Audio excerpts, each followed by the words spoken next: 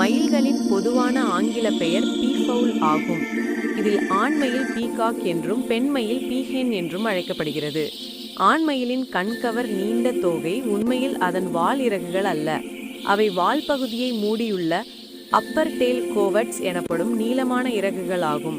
இதில் 200க்கும் மேற்பட்ட இறகுகள் இருக்கும். இந்த இறகுகளின் வண்ணங்கள் நிறமிகளால் உருவானவை அல்ல. மாறாக இறகுகளின் நுண்ணிய வடிவமைப்பு ஒளியை பிரதிபலிப்பதாலேயே அந்த துடிப்பான நிறங்கள் உருவாகின்றன. இனப்பெருக்கத்தின் போது ஆண்மயில் தனது தோகையை விரித்து ஆடும்போது ஏற்படும் அதிர்வுகளை பெண்மயில் தனது தலையில் உள்ள கொண்டை வழியாக உணர்ந்து துணையை தேர்ந்தெடுக்கிறது. மயில்கள் அனைத்துண்ணி வகையைச் சேர்ந்தவை. அவை பழங்கள், விதைகள் போன்றவற்றுடன் சிறிய பாம்புகள், பல்லிகள் மற்றும் கொறித்துண்ணிகளையும் வேட்டையாடி உண்கின்றன.